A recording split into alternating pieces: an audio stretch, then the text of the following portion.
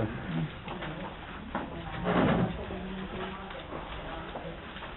Bueno, buenas tardes. Hoy tenemos al profesor Marcelo Buscaglia con nosotros, que nos va a hablar sobre los principios teológicos del Nuevo Testamento que se pueden proyectar sobre la educación, en particular tomando la teología de San Pablo y de San Juan. Esta es una clase que enlaza directamente con la precedente, de manera tal que no hace falta hacer mucha introducción. Los dejo con el profesor. Bueno. Buenas tardes a todos, ¿qué tal? Bueno, antes que nada quiero agradecer a la Fundación Santa Ana, que me ha invitado a compartir esta charla en este curso del 2012. A la Fundación le debo mucho desde el punto de vista formativo, espiritual y humanamente, y lo mismo al Instituto de Teología. Justamente este año se cumplen 10 años que yo ingresé a esta casa como alumno. Así que modestamente intentaré devolver un poquitito de todo lo que se me ha dado. Muy bien. En esta quinta clase conviene, después de que se estableció en la clase anterior a Jesucristo como principio de toda educación cristiana, nos conviene ingresar en lo que ocurre en la primera iglesia, en la iglesia apostólica, formación del cristiano en la teología del Nuevo Testamento.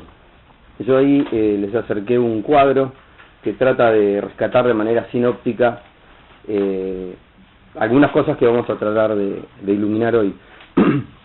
El hilo conductor se puede decir que es la fe en el misterio. Esto va a conducir todas las dos partes que la clase va a intentar tener. La primera se refiere a la predicación de los apóstoles en relación a este misterio, y la segunda va a hablar de la recepción de ese misterio por parte de la iglesia, por parte de los bautizados, de los fieles, a través de la fe. En ese segundo momento vamos a tratar de ver qué frutos ha dado esa recepción del misterio a través del don sobrenatural de la fe. Muy bien. Vamos a ingresar entonces en la primera parte, que yo subtitulé Educación dinámica y eclesial en la predicación apostólica. Bien, bueno, vamos a empezar diciendo que la educación en el Nuevo Testamento ha mostrado a la Iglesia como portadora del misterio a través de los siglos, y ha establecido complementariamente dos binomios, que ahí los tenemos como pecado y gracia y misterio y gnosis. El primer binomio, pecado y gracia, tiene que ver directamente con la conversión al Evangelio, mientras que el otro ya habla de un alma asistida habitualmente por la gracia que lleva adelante un camino de perfección. Nosotros en el Nuevo Testamento esto lo tenemos bien claro en la predicación específicamente de San Pablo, donde en el corpus se ven con claridad estos dos momentos. El primero se puede rescatar en lo que se llama las grandes epístolas, Gálatas, Primera y Segunda de Corintios y Romanos. En ese primer momento síntesis, la conversión al Evangelio por el bautismo muestra al apóstol dedicado esencialmente a corregir errores tanto doctrinales como morales, a amonestaciones frecuentes, a por ahí cartas un poco cargadas de animosidad, y a visitas de él o de sus ayudantes a estas comunidades a fines de poder corregir y hacer nacer a estas iglesias, ¿no es cierto? En el segundo momento del corpus nos encontramos en las cartas de la cautividad, un Pablo ya distinto.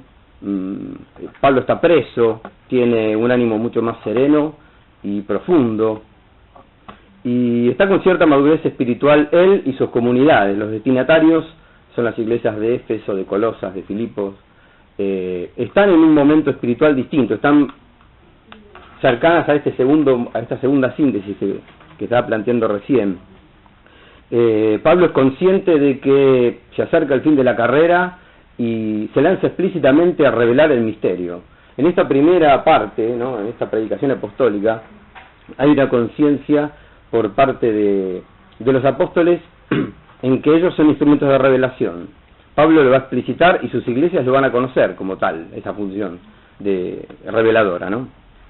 Muy bien, toda la vida de la iglesia ha tenido en cuenta estos momentos distintos de la educación y de la formación del cristiano, ya que siempre ha partido del principio de que un alma en gracia es un alma que está viva y debe moverse hacia el Señor en el tiempo, ¿no es cierto? Así que lo que vamos a tratar de mostrar es que el cristiano está llamado siempre a perfeccionarse vital y operativamente, casualmente en la conciencia de su ser cristiano. Muy bien, nosotros en los escritos apostólicos vamos a encontrar que los apóstoles mismos se encargan de mostrar, de explicitar a sus comunidades esta dinámica temporal de la educación, muchas veces alentándolos o muchas veces amonestándolos por no estar en determinado grado de acercamiento al misterio.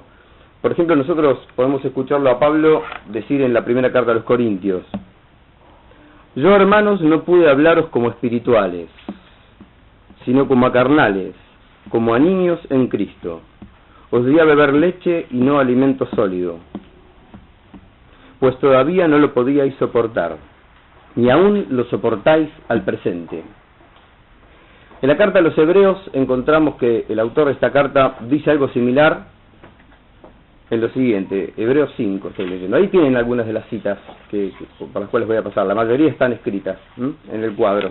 Hebreos 5, 11, 14. Sobre este particular tenemos muchas cosas que decir. El autor de la carta a los Hebreos ahí está explicando el sumo sacerdocio de Jesucristo a la luz del sacerdocio de Melquisedec. Sobre este particular tenemos muchas cosas que decir, aunque difíciles de explicar, porque os habéis hecho tardos de entendimiento, pues debiendo ser ya maestros en razón del tiempo, volvéis a tener necesidad de ser instruidos en los primeros rudimentos de los oráculos divinos, y os habéis hecho tales que tenéis necesidad de leche en lugar de manjar sólido. Pues todo el que se nutre de leche desconoce la doctrina de la justicia, porque es niño. En cambio, el manjar sólido es de adultos, de aquellos que por costumbre tienen las facultades ejercitadas en el discernimiento del bien y del mal. Muy bien, en todo el Nuevo Testamento entonces va a quedar claramente establecido que formar al cristiano es formar a un hombre que está renaciendo, a un hombre que va camino a formarse en Cristo, en el hombre nuevo. Hay una noción muy importante de conciencia de la propia identidad del cristiano y qué distancia guarda y qué relación guarda con el misterio. Nosotros de manera sumaria vamos a tratar de mostrar que esta formación de la identidad del cristiano es esencialmente una educación en la gracia, una educación en la gratuidad, una educación en la acción de gracias conforme a haber recibido esa participación en ese don. Es a su vez una formación en la oración y es una formación litúrgica. Hay un elemento que recorre todos estos aspectos de la formación, que es una dimensión que no quiero dejar de explicitar, que es la dimensión eclesial, sin la cual todas las otras no se pueden entender. Yo digo a modo de síntesis y no me refiero como mero resumen en la dimensión eclesial, sino que me estoy refiriendo a síntesis en el sentido de un todo que incorpora a todas las partes, ¿no? Es un todo orgánico, vivo, es un todo integral, la dimensión eclesial de todo lo que dije anteriormente. Ya que la eclesialidad en la educación del cristiano guarda una estrecha relación con el corazón del misterio. El misterio consiste en una presencia, en la presencia, ¿sí? Es la presencia de Cristo, más allá de la presencia de Cristo en la singularidad del bautizado, es una presencia comunitaria de Cristo en la iglesia como comunidad reconstituida y restaurada en Él. Muy bien. la clave de esto va a ser aquello que le va a decir Pablo a los colosenses, ¿no? El misterio es Cristo en ustedes, la esperanza de la gloria. No se tiene que perder de vista nunca esta noción eclesial de la dimensión de la realidad educativa cristiana. Muy bien, bueno, vamos a pasar a la síntesis. La primera síntesis, que nombré Pecado y Gracia, está subtitulada como Educación como santificación y rescate, humanismo cristiano. Muy bien, decimos entonces que en el corpus paulino teníamos dos pilares o momentos de la predicación apostólica. La primera síntesis entonces la podemos situar más o menos hasta la carta a los romanos, en donde habíamos dicho que el mensaje del Evangelio hallaba la fe y producía su primer fruto en el bautismo, en la recepción por el bautismo de ese Evangelio, ¿no? Muy bien. San Pablo esencialmente ahí encara dos problemas. El primero es la resistencia del judío-cristianismo a adherirse a Cristo por la fe y proponer una observancia ya caduca de la ley mosaica. Eso está claro en Gálatas y en Romanos, esa doctrina. La segunda cosa que ataca San Pablo es el encuentro que tiene la fe con la moralidad pagana.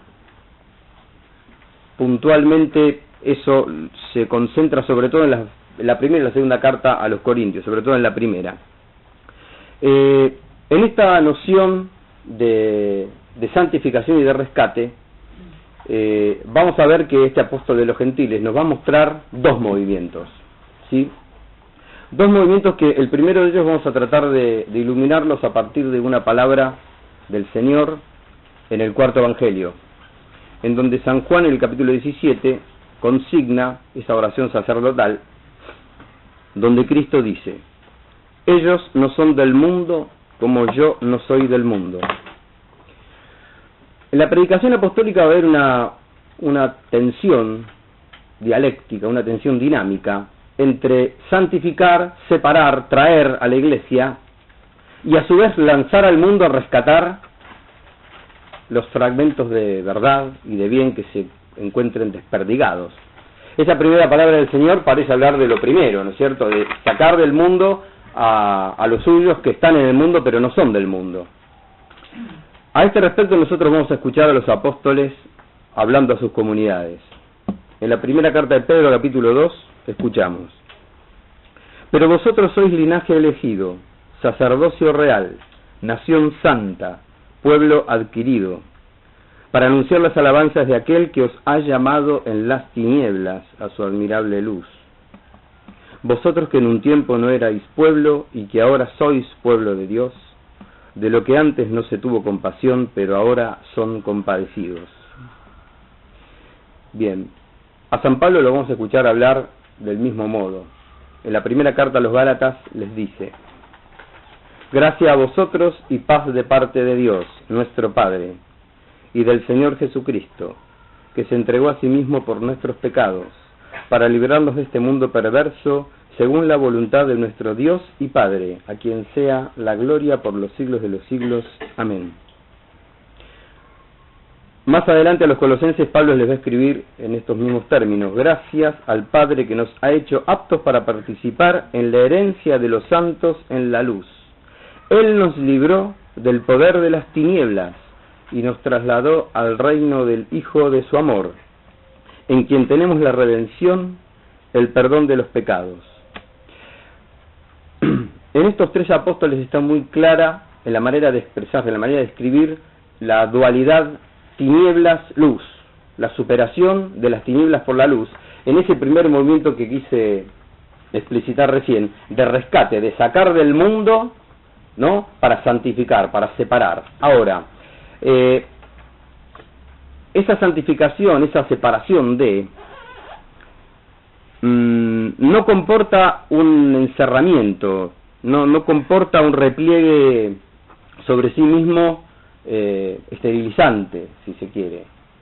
En realidad es una santificación que queda abierta al curso de la historia, San Pablo va a ser el apóstol de los gentiles, es decir, que va a ir al mundo a traer a la iglesia eso que decíamos hoy, los fragmentos de verdad y de bien que estén mezclados con el mal y con el error para transfigurarlos y santificarlos, ¿sí? Muy bien. Entonces, en este segundo movimiento lo vamos a escuchar, por ejemplo, a San Pablo decir, en la primera carta a los Corintios, capítulo 9, con los que están sin ley como quien está sin ley para ganar a los que están sin ley, no estando yo sin ley de Dios, sino bajo la ley de Cristo. Me he hecho débil con los débiles, para ganar a los débiles. Me he hecho todo a todos para salvar a toda costa a algunos. Y todo esto lo hago por el Evangelio, para ser partícipe del mismo.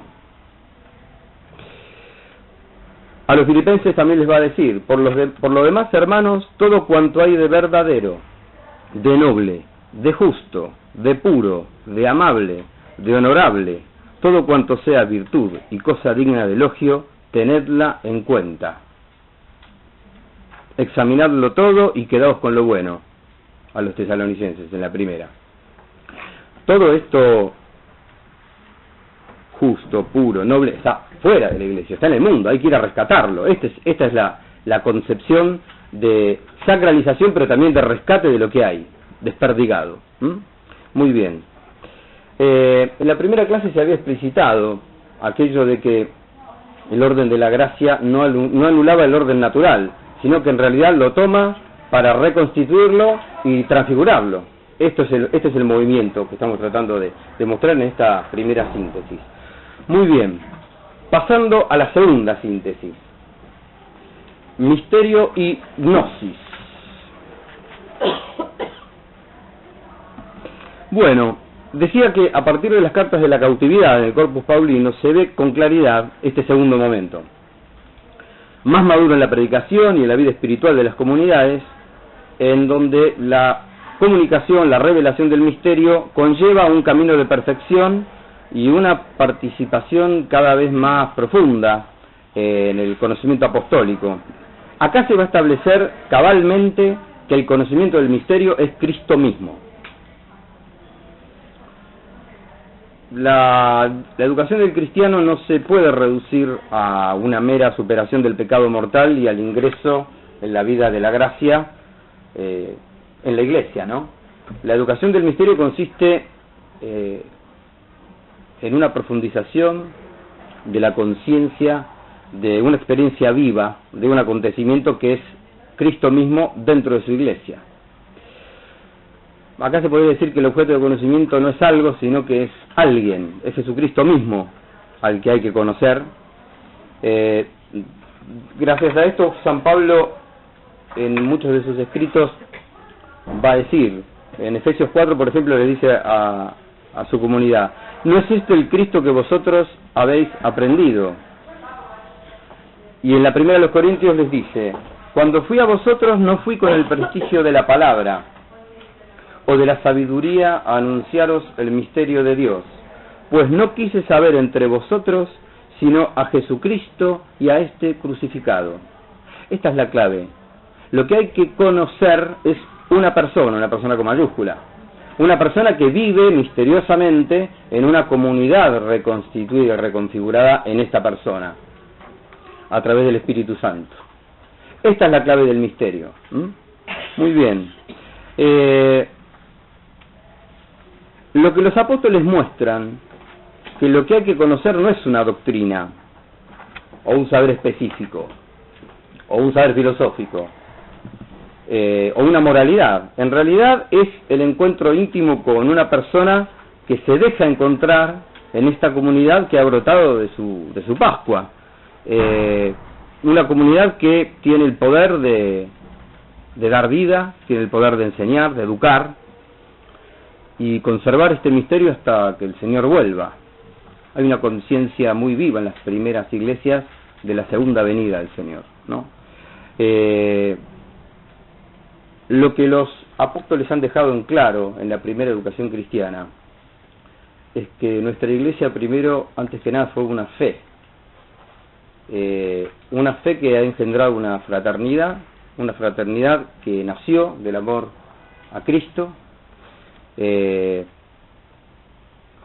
estos hermanos que aman a Jesús se aman entre ellos, como el Señor los ha amado, y a partir de esta fe se inspira una doctrina, se inspira una moralidad, se inspira un pensamiento filosófico, ¿sí? Pero el núcleo del misterio es Cristo actuando en la Iglesia, y esto se entiende exclusivamente por la fe. Esto es lo que están enseñando los apóstoles. Muy bien. Yo subtitulé ahí, además de camino de perfección, educación orante. Educación orante y sufriente me faltó poner, tengámoslo en cuenta. Ahora vamos a ir a eso y vamos a explicar por qué sufriente. Bueno, hay una estrecha relación entonces entre conocimiento de Cristo en su Iglesia y ahora oración. El apóstol deja ver que su magisterio, que ha sido conferido por Jesús, demanda de una súplica, demanda de una consagración por el sufrimiento, demanda de una entrega total de su persona a su Iglesia, a la persona del apóstol me refiero. Casualmente, como lo que se predica es una persona, el apóstol que predica tiene que entregar su propia persona por la predicación. Es decir, la persona de Cristo que vive en su Iglesia ha hecho su Pascua por medio del sufrimiento, por el sufrimiento ha llegado a la gloria, ¿no? Por la cruz ha llegado a la luz. Esto también se tiene que dar en el apóstol. El apóstol San Pablo explicita esto de maneras bellísimas. Vamos a escucharlo. En la primera carta a los Efesios escribe: para que el Dios de nuestro Señor Jesucristo, el Padre de la gloria, os conceda espíritu de sabiduría y de revelación, para conocerle perfectamente, iluminando los ojos de vuestro corazón, para que conozcáis cuál es la esperanza a que habéis sido llamados por Él, cuál la riqueza de la gloria otorgada por Él en herencia a los santos. San Pablo está rezando acá. San Pablo, cuando hace la acción de gracias y toca estos temas, del conocimiento, de que alcancen el conocimiento, que conozcan a Jesucristo, está rezando por la comunidad. A los colosenses les escribe, Colosenses 1, 9, 10. Por eso tampoco nosotros dejamos de rogar por vosotros, desde el día que lo oímos, y de pedir que lleguéis al pleno conocimiento de su voluntad, con toda sabiduría e inteligencia espiritual, para que viváis de una manera digna del Señor, agradándole en todo, fructificando en toda obra buena y creciendo en el conocimiento de Dios. Un poco más adelante de esta misma carta a los colosenses va a explicitar no solamente la dimensión orante, sino la dimensión sacrificial, la dimensión doliente, sufriente de él como apóstol, como maestro. Colosenses 1, 24, 29. Ahora me alegro por los padecimientos que soporto por vosotros, y completo en mi carne lo que falta a las tribulaciones de Cristo, en favor de su cuerpo, que es la Iglesia, de la cual he llegado a ser ministro, conforme a la misión que Dios me concedió, en orden a vosotros, para dar cumplimiento a la palabra de Dios, al misterio escondido desde siglos y generaciones, y manifestado ahora a sus santos, a quienes Dios quiso dar a conocer cuál es la riqueza de la gloria de este misterio entre gentiles, que es Cristo entre vosotros, la esperanza de la gloria, al cual nosotros anunciamos, amonestando e instruyendo a todos los hombres con toda sabiduría, a fin de presentarlos a todos perfectos en Cristo. Por esto precisamente me afano, luchando con la fuerza de Cristo que actúa personal y poderosamente en mí. Acá estamos entonces con la consagración por el sufrimiento, ¿no? Como decía el apóstol. Él es consciente de que la Pascua de Cristo avanza en su propia vida de entrega y oración como una hostia viva por el crecimiento de sus comunidades. Muy bien. Con esto estamos tratando de configurar la primera parte de la clase. Vamos a ver ahora qué pasa con el misterio en cuanto a su recepción a través de la fe. Pusimos ahí fe como don, fe y entrega filial, Fe, Eucaristía e Iglesia. Vamos a entrar al primer punto. Privación universal de Dios, gratuidad, universalidad del don, tarea de enseñar perfeccionada por la caridad. Muy bien.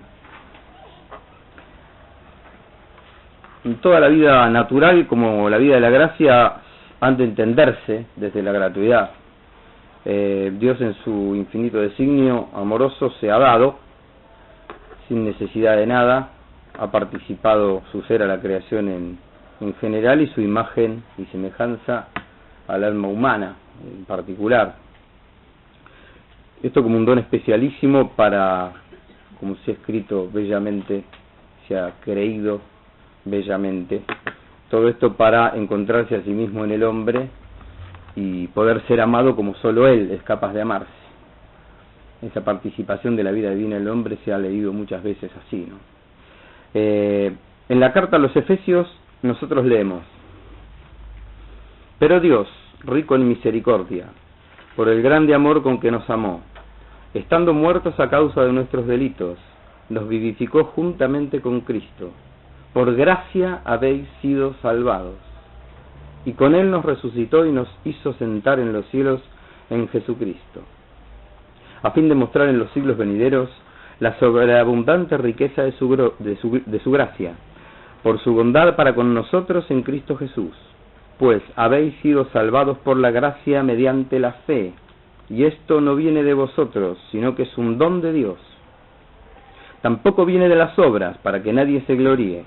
En efecto, hechura suya somos, creados en Cristo Jesús, en orden a las buenas obras que de antemano dispuso Dios que practicáramos. Muy bien, esta vivificación en Cristo se da en el orden sobrenatural, así como nuestra alma fue sacada de la nada y dada al ser en el orden natural. Lo que Dios ha hecho en nosotros es producto de un amor de predilección, en el que nos ha amado en su Hijo gratuitamente. Esta es la primera idea que vamos a tratar de trabajar acá. ¿Por qué? Porque la gratuidad en realidad es un eslabón esencial para poder concatenar una noción de educación cristiana, no solamente al principio, sino en todos los tiempos. Si no se entiende el don gratuito, no se puede uno saber salvado, necesitado de la salvación, no se puede uno saber pecador, y no se puede saber salvado gratuitamente, no se puede saber salvado como un don si no se entiende la gratuidad. La noción de don recibido gratuitamente, además, abre el camino para que el alma se disponga a la pedagogía divina. Esta pedagogía divina que tanto da vida como educa y conduce a la plenitud, una plenitud que en ningún momento se merece. En eso han insistido suficientemente los apóstoles en su predicación y en su educación. Si hacemos una brevísima reflexión con lo que es la educación hoy la educación está planteada básicamente como un derecho o como una obligación, un derecho del que recibe la educación, una obligación del que la imparte, pero es necesario restaurar a la educación en una perspectiva de donación, de obsequio, de entrega amorosa por parte del que educa. Recuerdo que en la primera clase se habló de educandidad, era el término, donde quedó claro que el hombre debe educarse. Un cristiano que se sabe cristiano tiene la obligación moral de dejarse educar, porque es una manera también de dejarse dar vida. Muy bien. Ese deber educarse entonces es la respuesta moralmente adecuada, más adecuada al que nos amó primero, el que nos amó primero con mayúscula. A eso nos referimos. Ahora, si esto nosotros lo trasladamos, en estas primeras clases se dijo que el único maestro era el maestro con mayúscula, era Cristo, ¿no? Ahora si esto lo trasladamos a los educadores con minúscula, que podemos llegar a ser nosotros, hay una inteligencia que creo yo que arroja la noción de gratuidad. En principio uno tiene el honor de educar porque primeramente fue educado y sigue siendo educado toda la vida. Y de algún modo uno ha sido educado y es educado porque ha sido amado. Las personas que nos han verdaderamente educado, sistemática o asistemáticamente, de algún modo nos han amado y han entregado parte de su ser por nuestra educación. Así que uno tiene el deber de educar amando primero, para poder seguir con esa noción de gratuidad en la educación, ¿no? En definitiva, uno ha sido educado y sigue siendo educado por amor de otro que lo amó y se entregó algo de él para que uno pueda hacer lo poco que llega a ser en la vida.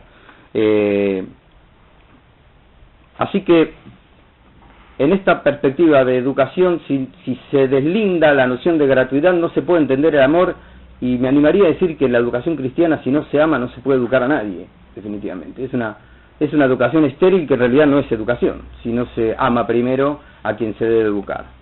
Muy bien, en los apóstoles esto se ve explicitado en el modo maternal, afectivo, paternal, que tanto Pablo como Juan y San Pedro le comunican esto a las comunidades, sienten esto por sus comunidades.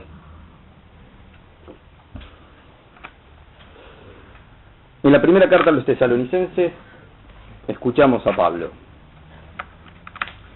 aunque pudimos imponer nuestra autoridad por ser apóstoles de Cristo, nos mostramos amables con vosotros, como una madre cuida con cariño de sus hijos. De esta manera, amándoos a vosotros, queríamos daros no solo el Evangelio de Dios, sino incluso nuestro propio ser, porque habíais llegado a sernos muy queridos. A los filipenses Pablo les va a escribir de manera similar: y es justo que yo sienta así de todos vosotros, pues os llevo en mi corazón, partícipes como sois de mi gracia, tanto en mis cadenas como en la defensa del Evangelio, pues testigo me es Dios de cuánto os quiero a todos vosotros en el corazón de Cristo Jesús. A la misma comunidad, a los tesalonicenses les dice: como un padre a sus hijos, lo sabéis bien, a cada uno de vosotros os exhortábamos y alentábamos, conjurándoos a que vivieseis de una manera digna de Dios, que os ha llamado a su reino y a su gloria. A los Gálatas les va a decir una de las pocas cosas amables que le dice a los Gálatas: hijos míos, sí, está enojadísimo con los Gálatas, hijos míos, por quien sufro de nuevo dolores de parto, hasta ver a Cristo formado en vosotros. Eso es clave, eso le da todavía una vuelta más a la cosa. Está formando a la persona, está formando a Cristo en ellos. Si uno empieza entregando su propio ser, no puede formar nunca a Cristo en nadie. Eso es consciente el apóstol. A los Corintios le dice una cosa muy, muy linda, muy interesante en esto, que también abre un poco más de inteligencia a esta cuestión. Primero a los Corintios capítulo 4. No os escribo estas cosas para avergonzaros, también les ha dado. No os escribo estas cosas para avergonzaros, sino más bien para amonestaros como a hijos míos queridos. Pues aunque hayáis tenido 10.000 pedagogos en Cristo, no habéis tenido muchos padres. He sido yo quien por el Evangelio os engendré en Cristo Jesús. Esta oposición entre pedagogo y padre. Pablo, cuando tiene que explicar lo que él llama su Evangelio, la justificación por la fe y no por las obras de la ley, a los Gálatas y a los romanos, sobre todo a los Gálatas, hace una distinción muy clara entre pedagogo y maestro. La palabra pedagogo sí la usa, la palabra maestro no la usa tan claramente, pero cuando se tiene que referir a la ley, una de las cosas más livianas que dice de la ley es que la ley es un pedagogo hacia Cristo. Es decir, la ley es el que conduce hacia Cristo, pero no es maestra la ley. No es maestra porque no ha dado la ley no puede dar la vida por nadie. Cristo sí puede dar la vida por todo el universo, la dio. Por toda la creación la dio. Por eso Cristo es maestro. y la ley no puede ser maestra. Por eso la ley no ha podido educar en el sentido de engendrar y de formar a Cristo en otro. No puede hacer la obra de Cristo la ley. Esa es la caducidad del problema que él plantea con el legalismo, ¿no? de esa carta.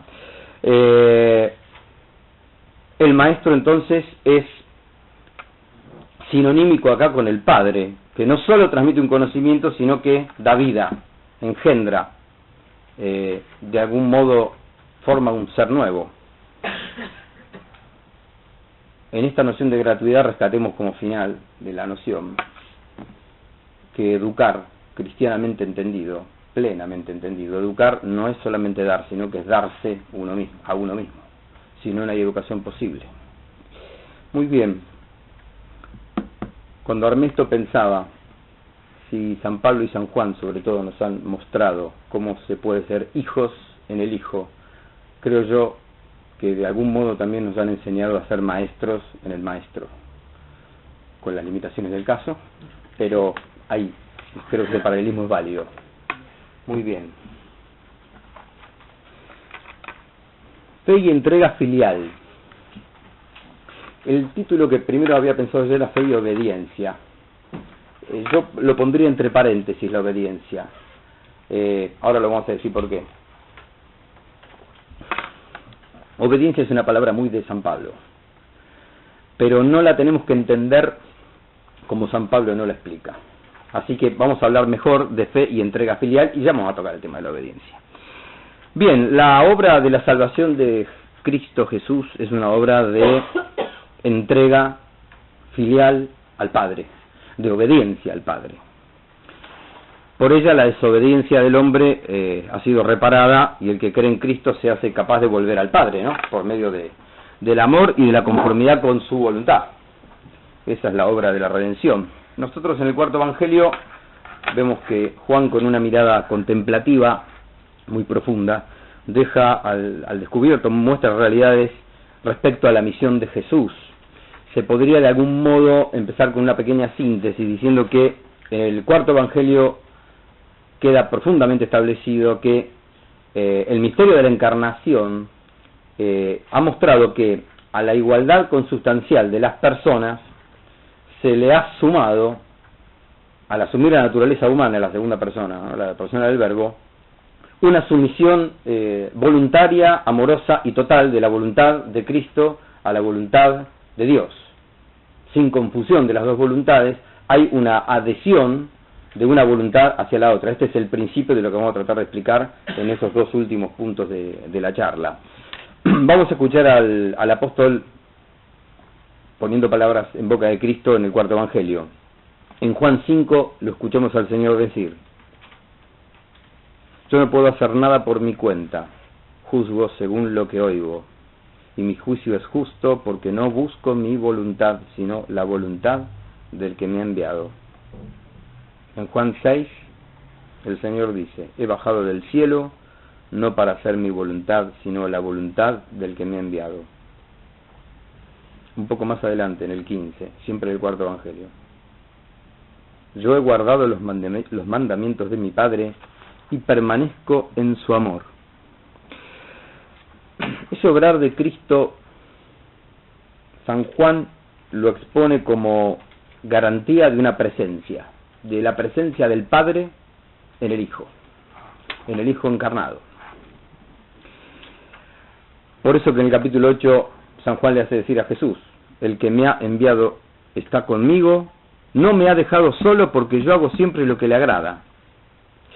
Tanto la predicación de San Pablo como la predicación de San Juan queda perfectamente establecida la estrecha relación entre llegar a ser hijos adoptivos de Dios y obediencia, ¿no?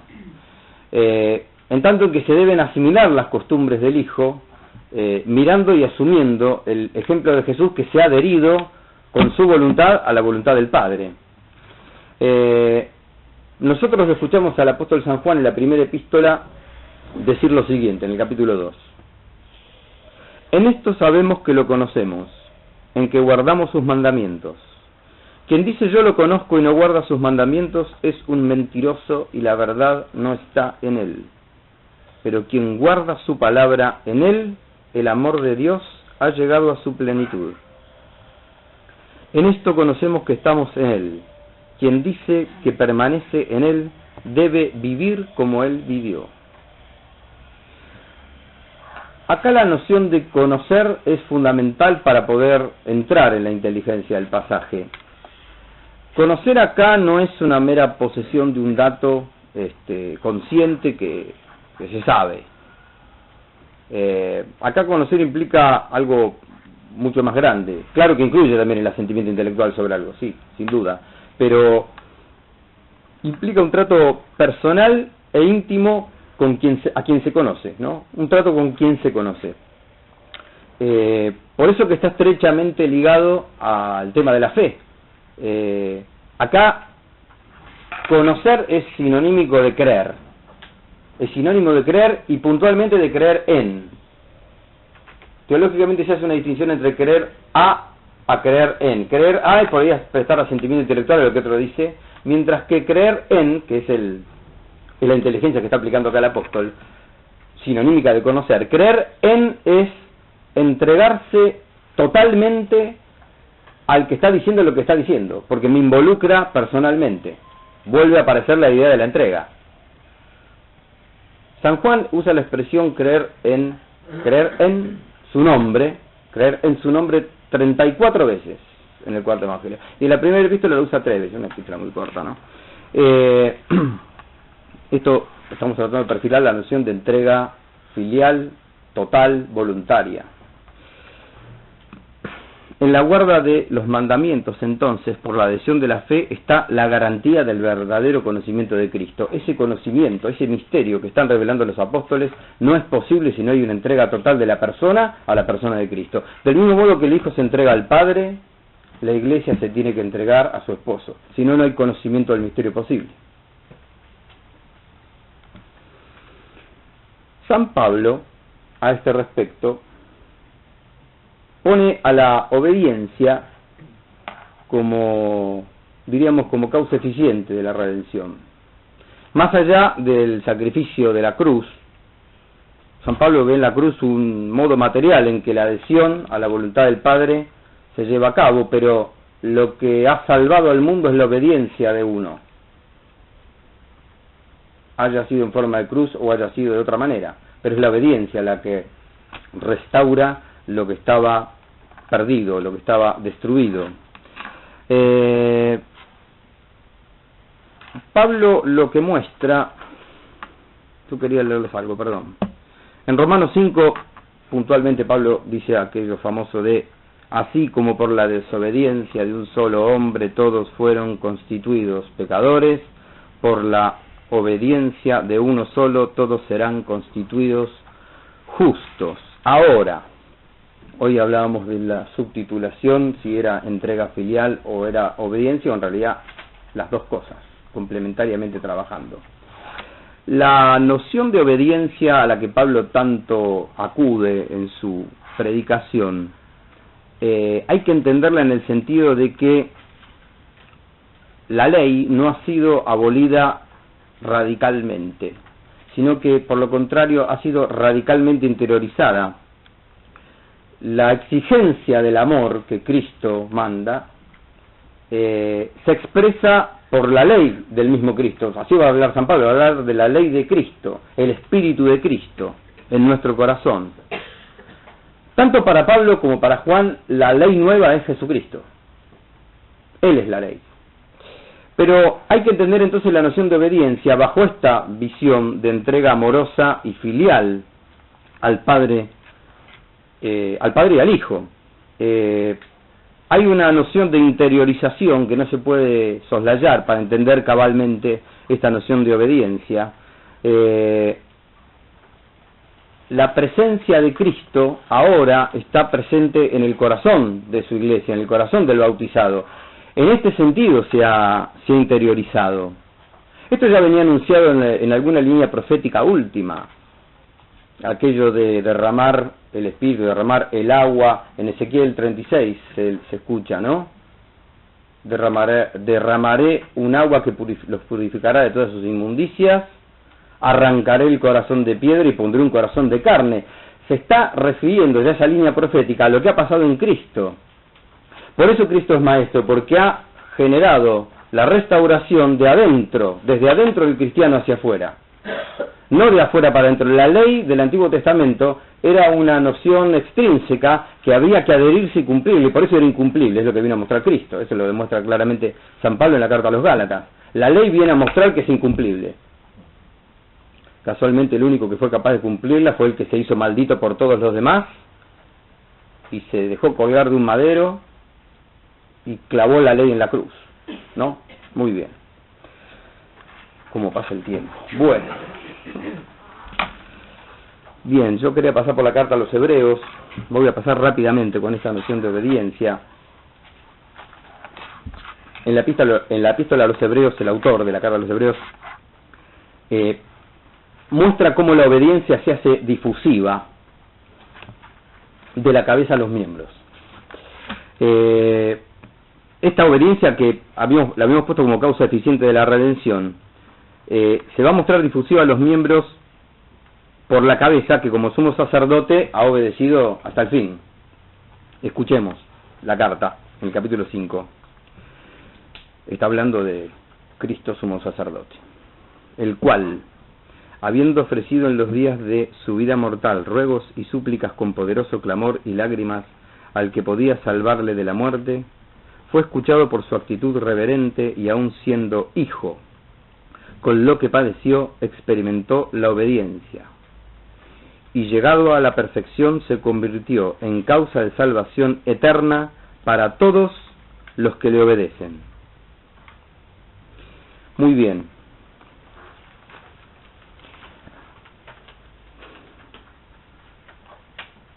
Vamos a empezar con el final. Con estas nociones de don, de gratuidad, de entrega filial y amorosa y obediencia a eso que se ha recibido gratuitamente, que se ha recibido infinitamente. Vamos a hablar de qué relación tiene la fe con la acción de gracias completa y perfecta que se da en la Eucaristía, dentro de la Iglesia. Y bueno, la educación cristiana debe conducir indefectiblemente a una acción de gracias, palpable eucarísticamente.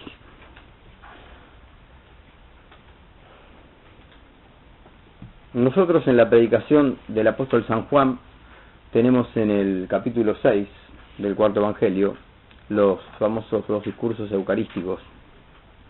Ahí queda claramente establecida la relación de la fe con el misterio de Cristo, ahora bajo otra óptica. Cristo se muestra ahí como pan de vida bajado del cielo y que debe ser aceptado por la fe. La única manera de poder entrar en contacto con ese misterio es a través de la fe, para entender que es Él mismo el que se presenta en el pan y en el vino. Vamos a escuchar lo que dice el capítulo 6 del cuarto evangelio. Les dijo Jesús: yo soy el pan de la vida.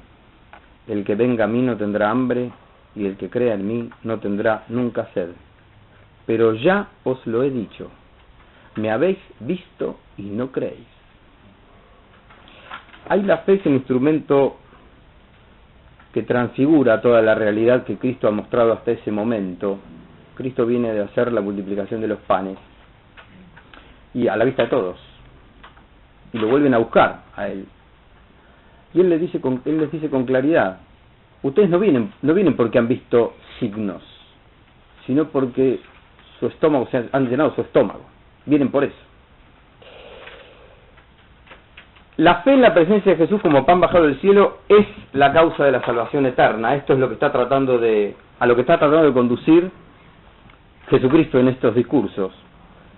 Lo escuchamos decir: esta es la voluntad de mi Padre, que todo el que vea al Hijo y crea en Él tenga vida eterna, y yo lo resucite en el último día. Hay una relación muy estrecha entre ver y creer acá. hay que creer en el Hijo para poder tener vida eterna, y hay que creer en Él para poder entender todo lo que se ha visto como un signo y no como un simple milagro. San Juan no usa el término milagro, usa el término signo, a los que en los sinópticos está como milagro. Es decir, signo en el sentido de que hay una realidad palpable, una realidad material que se puede conocer, pero que remite necesariamente a una realidad sobrenatural e inteligible, claro, naturalmente, o sobrenaturalmente, mejor dicho. Muy bien, es decir que en lo que San Juan insiste en que no basta ver los milagros, sino que es necesario creer en Él, en Cristo, como hacedor de esos milagros, como instrumentos de mostrar el reino, como signos. En San Juan, creer en Él, creer en Cristo, habla de una fe actuante, de una fe operante, de una fe activa, dinámica. En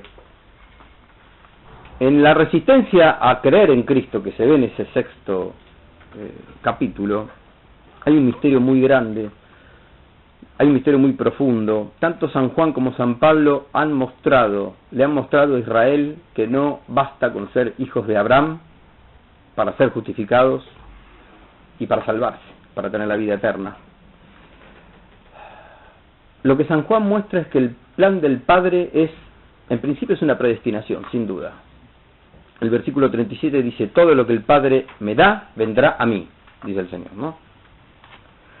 Ahora, teológicamente es una predestinación, no es una predestinación definitiva esta acción del Padre, la de la atracción, ¿no? Hay una expresión literaria ahí que es estar creyendo. Supone la hipótesis de que la fe se tiene que mantener en el presente de manera actuante y operante. No es una cosa que se recibe por predestinación y ya está y se tiene y listo, no. La prueba está que en el versículo 66 y 67 se plantea el drama de esa fe como perdida, recibida, donada gratuitamente, pero como no tiene una vida, no tiene una operatividad, se pierde. En el versículo 66 se ve claramente que hay algunos que lo dejan, se volvieron atrás y ya no andaban con él. En el cuarto evangelio hay un círculo que se va cerrando, diciendo de algún modo mostrando que hay gente que cada vez se queda más afuera, y la prueba está que en el 67, en el versículo 67 de ese capítulo 6, Cristo mira a sus discípulos y le dice: ¿ustedes también se quieren ir? Vayan. Y viene aquella palabra de Pedro, ¿no? ¿A quién vamos a ir? Solo tú tienes palabras de vida eterna. Bien. Es decir que en la predicación de Juan, en este capítulo, se advierte y se acusa la culpabilidad de los que, viendo a Cristo como Hijo de Dios, no creen en Él. Nicodemo le dice en el diálogo: sabemos que esto no lo podés hacer si no está Cristo con vos. Un hombre no lo puede hacer si no está Cristo con él. De algún modo, hasta ahí estaba la donación. Pero ahora viene la parte operativa de la fe, que si no está, es imposible que el misterio se resuelva y conduzca a la vida eterna. La gracia del Padre no falta, pero entonces, en resumen, lo que boicotea es la cerrazón. La cerrazón a la donación. Le toca ahora al fiel entregarse a Cristo, y por más que vea los prodigios, no se entrega a Cristo. Estamos pensando en la Eucaristía, ¿eh? En la clase pasada se habló de que la palabra interpelaba. Acá está el problema. Acá está el drama de este capítulo 6. El Padre atrae hacia la palabra, pero la palabra es interpelante. Y la palabra requiere de una adhesión voluntaria para que haya redención. ¿Qué postura toma Cristo con esto? Al que viene a mí no lo echaré fuera. En la liturgia de estos días escuchamos, ¿no? El que no permanece en mí es echado afuera como el sarmiento y se seca. Más allá de la donación, la permanencia en Cristo es transfigurada sobrenaturalmente, es donada sobrenaturalmente, pero necesita de una actuación voluntaria y libre. Muy bien.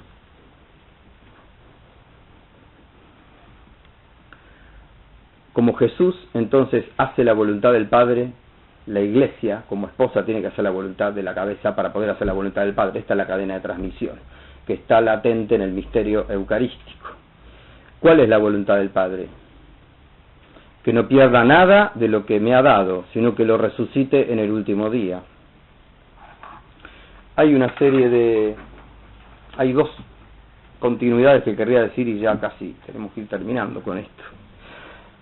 Un poco para resumir lo que hemos tratado de caminar hoy. Se me ocurre hablar de una cadena de donaciones. El Padre se ha donado en el Hijo. Y el Hijo se ha entregado a su esposa, la Iglesia.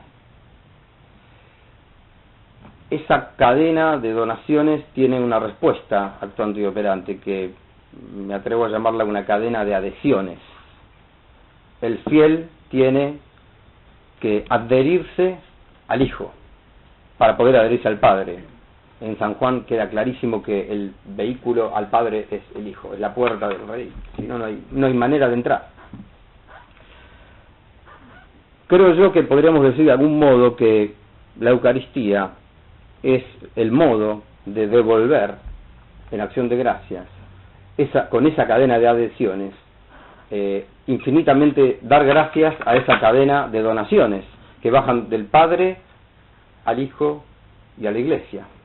De algún modo la Eucaristía es una manera de que nada de lo que se ha dado se pierda, sino que se recupere todo y pueda ser de vuelta la alabanza al Padre, esa alabanza al Padre que se había perdido con la caída de los ángeles y con la caída del hombre. La función de los ángeles y del hombre era devolver la alabanza al Creador.